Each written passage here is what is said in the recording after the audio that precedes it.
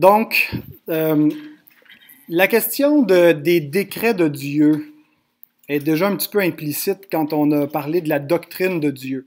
Parce que dès qu'on parle du Dieu qui est infini et qu'on essaie de définir sa relation avec le monde fini, du Dieu qui est éternel, qui rentre en relation avec un monde qui est temporel, bien forcément, il faut définir un petit peu la nature de cette relation. Alors, on a vu déjà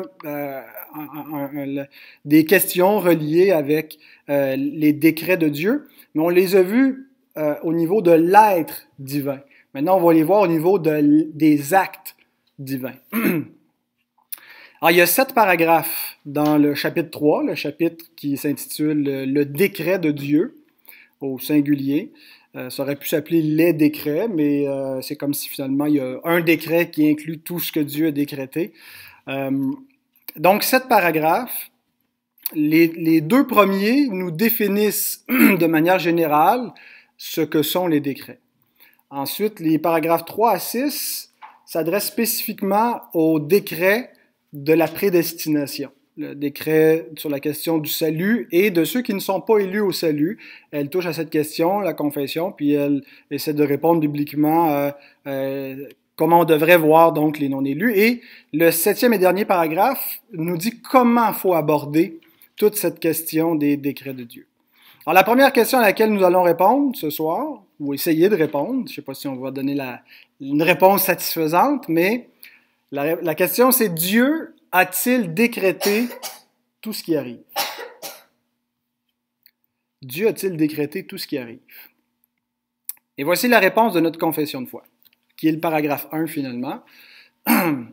De toute éternité, selon le conseil très sage et très saint de sa volonté, Dieu a décrété en lui-même, librement et immuablement, tout ce qui arrive.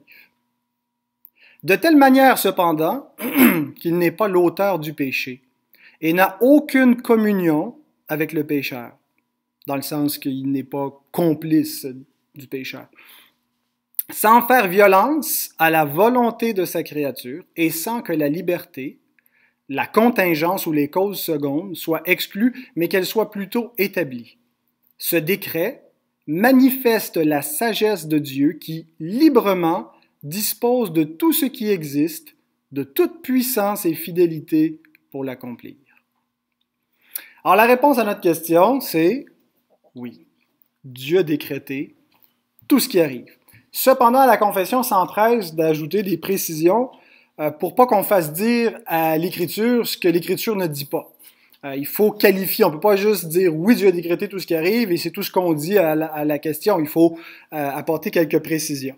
Mais d'abord, est-ce que cette idée que les décrets de Dieu sont universels, c'est-à-dire que tout ce qui arrive trouve sa cause première dans le décret de Dieu, bien, Éphésiens 1:11, par exemple, nous dit que en lui, en Jésus, nous sommes aussi devenus héritiers, ayant été prédestinés, suivant la résolution de celui qui opère toutes choses d'après le conseil de sa volonté.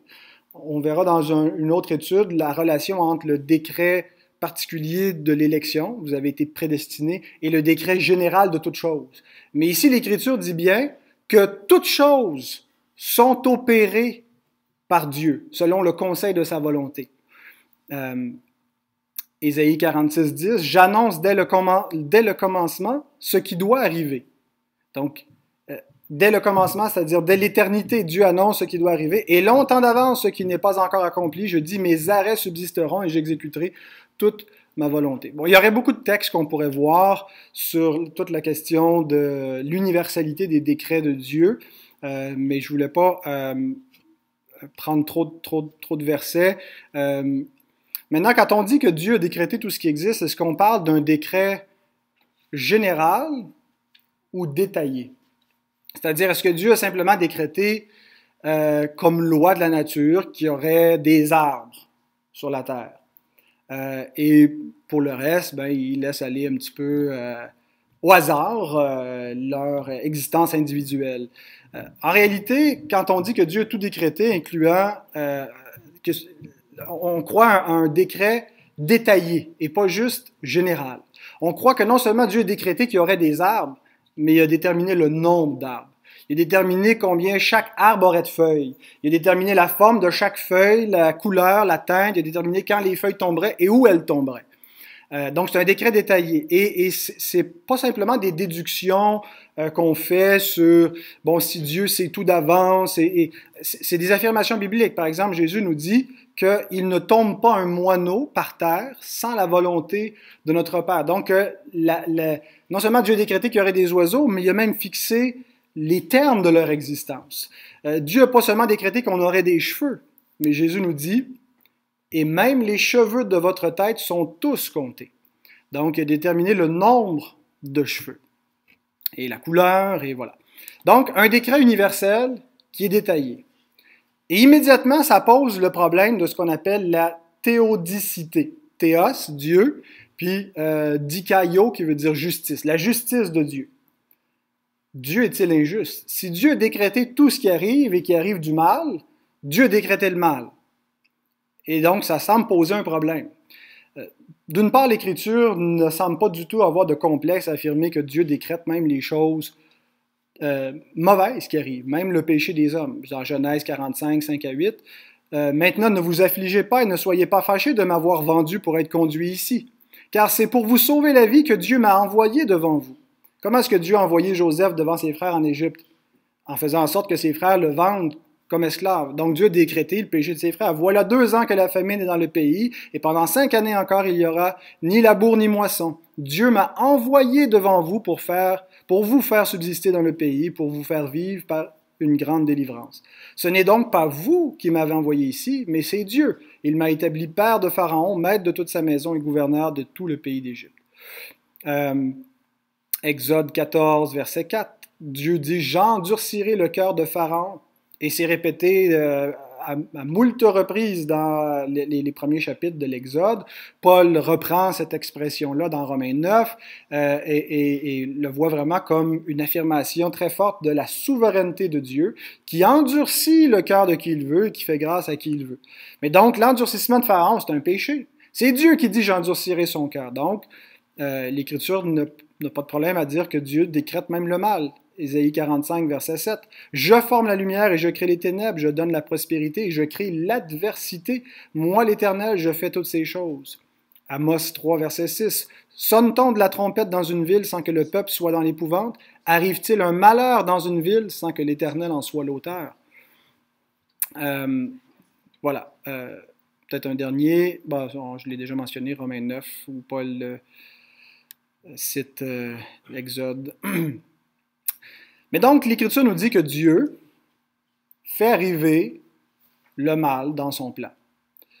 Mais en même temps, l'Écriture affirme catégoriquement que Dieu est bon et qu'il n'a pas de communion avec le mal, qu'il ne prend pas plaisir au mal. Ésaïe 61, verset 8. « Car moi, l'Éternel, j'aime la justice. Je hais la rapine et l'iniquité. Je leur donnerai fidèlement leur récompense et je traiterai avec eux une alliance éternelle. » Mais j'aime la justice, je hais l'iniquité. Jésus nous rappelle d'être parfait comme notre Père Céleste est parfait. Et c'est un contexte où on doit aimer nos ennemis, parce que Dieu prend soin même de ses ennemis. Jacques 1, 13. « Que personne, lorsqu'il est tenté, ne dise « C'est Dieu qui me tente », car Dieu ne peut être tenté par le mal et il ne tente lui-même personne. » Et finalement, l'apôtre Jean nous dit « La nouvelle que nous avons apprise de lui et que nous vous annonçons, c'est que Dieu est lumière et qu'il n'y a point en lui de ténèbres. » Alors, est-ce que c'est une contradiction? Dieu décrète tout, incluant le mal, mais c'est plus que ça, c'est qu'il le décrète. J'endurcirai le cœur de Pharaon. Il n'a pas juste dit, je vais permettre que Pharaon s'endurcisse, mais j'endurcirai son cœur. Et en même temps, Dieu est lumière, il n'y a point en lui de ténèbres. Mais la confession de foi ajoute quelque chose pour qu'on comprenne comment il est possible que ces deux choses-là ne soient pas contradictoires.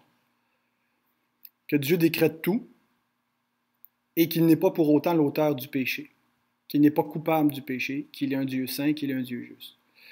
Et la façon qu'elle fait, la confession, pour qu'on comprenne qu'il n'y a pas de contradiction entre ces deux choses-là, c'est ce qu'on appelle le compatibilisme, compatibilité entre deux choses.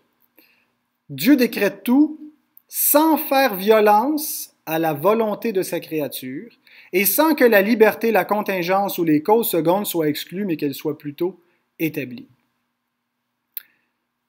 Est-ce que vous comprenez cette phrase? Parce que c'est une phrase fondamentale. Dieu a tout décrété ce qui arrive sans faire violence à la volonté de sa créature.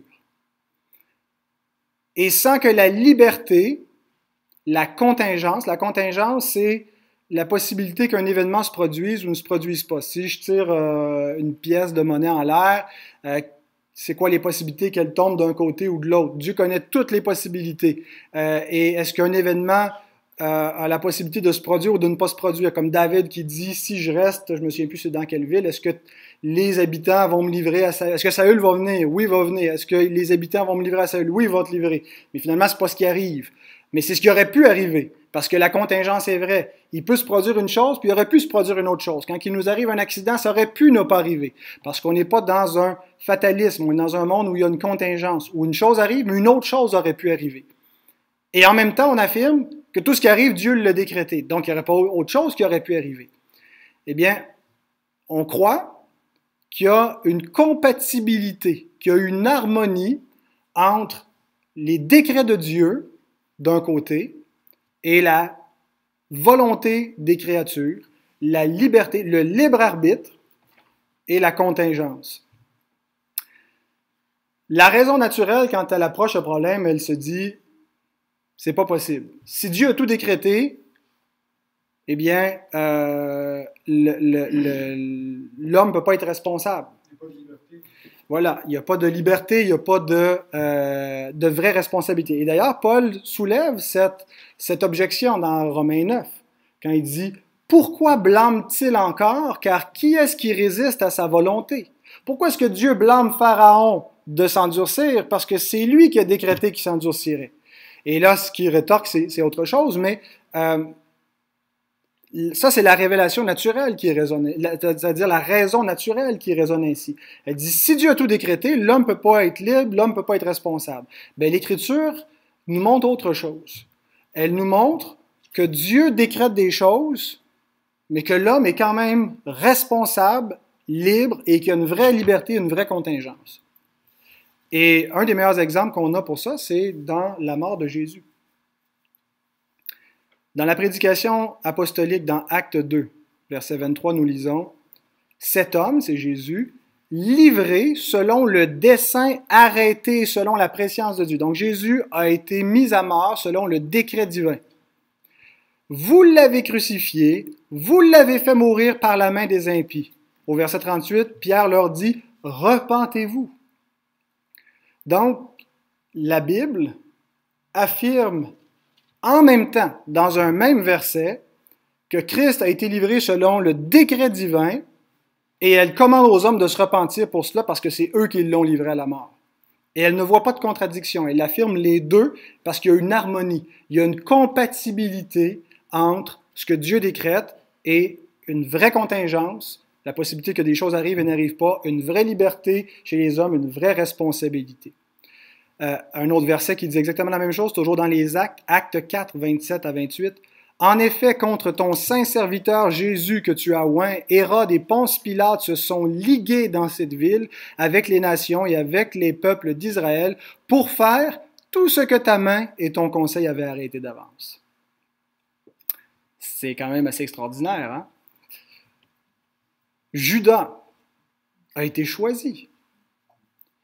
Jean 6, 70 et 71. Jésus leur répondit, « N'est-ce pas moi qui vous ai choisi, vous les 12?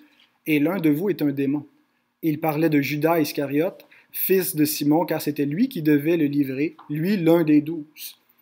Il y a comme une nécessité décrétive, mais c'est Christ qui l'a choisi et il est quand même coupable. Il n'est pas vu comme simplement un pauvre innocent de la fatalité divine, mais comme coupable de ce qu'il va faire et il va devoir rendre des comptes devant Dieu. Parce qu'il a levé le talon, Jean 13, 18, « Ce n'est pas de vous tous que je parle, je connais ceux que j'ai choisis, mais il faut que l'Écriture s'accomplisse. Celui qui mange avec moi le pain a levé son talon contre moi. »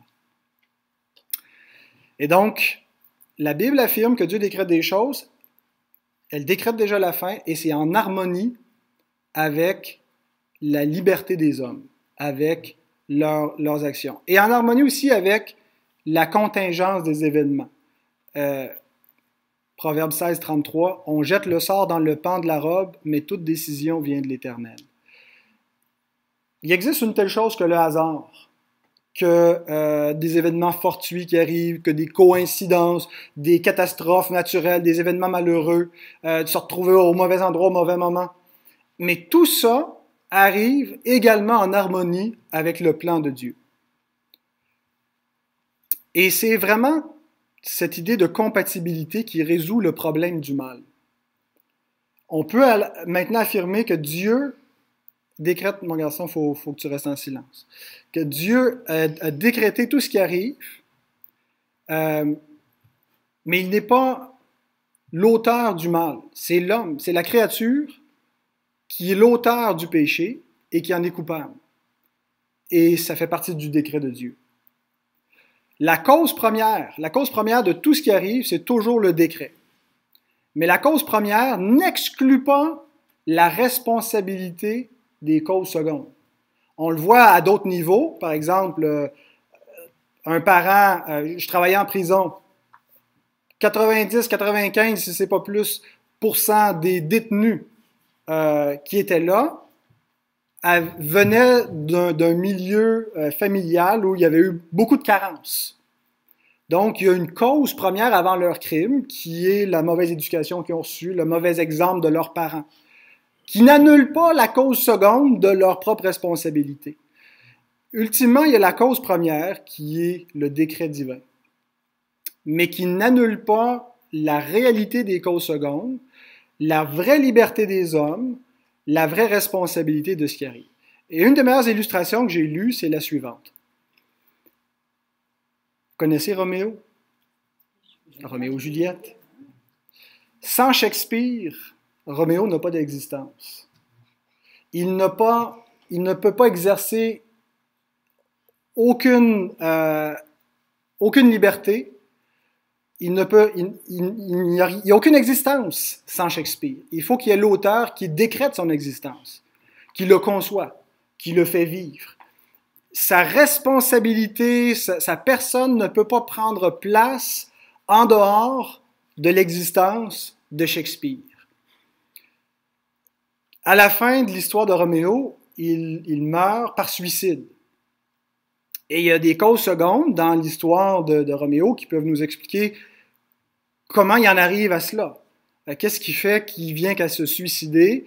C'est une tragédie malheureuse. Et il y a une cause première c'est Shakespeare qui l'a décrété, qui l'a écrit. Cette analogie n'a pas pour but de nous donner, d'enseigner que notre liberté est juste une illusion, qu'on est dans un fatalisme comme Roméo, il ne peut pas arriver à autre chose que ce que Shakespeare a écrit. L'analogie veut simplement montrer que le décret est compatible avec la vraie liberté, la vraie contingence. Dans le monde de Roméo, il est responsable de ses actes. Il est en même temps victime d'informations qu'il ne connaît pas. Il ne sait pas que sa bien-aimée n'est pas morte, mais qu'elle est endormie, qu'elle va se réveiller dans un instant. Mais tout ça est en harmonie avec l'histoire écrite par l'auteur. Alors, la liberté des hommes, leur responsabilité, la suite naturelle des événements de la vie doivent nécessairement être fondées sur quelque chose. L'existence n'existe pas dans le vide. On n'existe pas dans un vacuum. On n'existe pas dans rien. Et l'existence dans laquelle on existe, c'est une existence où l'homme est responsable, où l'homme a une liberté. Et le fondement éternel de cette existence-là, c'est le décret de Dieu. Et c'est pour ça que la confession dit que les causes secondes, la liberté de l'homme, la contingence, ne sont pas exclues par le fait que Dieu a décrété, mais sont établies. Autrement dit, ça ne sera pas long, je vais prendre des questions après. Autrement dit, c'est par décret divin que nous sommes libres. C'est par décret divin que nous sommes responsables.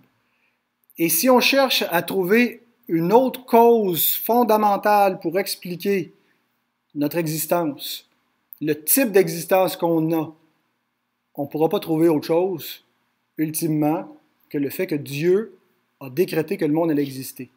Et il a décrété que ce serait un monde libre, qu'il a décrété qu'il y aurait une suite contingente d'événements. Et c'est tous ces décrets qui incluent tout ce qui va arriver. Il a décrété qu'il n'exclurait pas la vraie liberté et qu'il y aurait une harmonie parfaite entre tout ce qu'il décrète et tout ce qui arrive. Et ça nous échappe comment c'est possible, mais c'est pour ça qu'on n'est pas Dieu, qu'on doit simplement recevoir ce que l'Écriture nous dit. L'Écriture ne nous dit pas que pour que Dieu soit souverain, il faut que l'homme soit une marionnette et qu'il n'y ait aucune responsabilité, ou pour que l'homme soit libre, il faut que Dieu ait limité son pouvoir, elle affirme les deux en même temps, et il faut simplement le recevoir dans la foi et reconnaître qu'il y a une harmonie entre sa toute-puissance, entre sa pleine souveraineté et la liberté de l'homme, la responsabilité de l'homme. Maintenant, il y a une dernière phrase dans la confession qui nous dit que ce décret manifeste la sagesse de Dieu, sa bonté, et ça ne devrait pas nous amener à penser, parce qu'on voit du mal, que Dieu est complice du mal. On devrait croire ce que l'Écriture nous dit, que Dieu ne prend pas plaisir au mal, même si il se situe harmonieusement à l'intérieur de son décret. C'est l'homme qui en est responsable, et Dieu le change en bien. Genèse 50, verset 20. Vous aviez médité de me faire du mal, Dieu l'a changé en bien pour accomplir ce qui arrive aujourd'hui pour sauver la vie à un peuple nombreux. Et c'est vrai du plus grand péché que l'humanité a commis.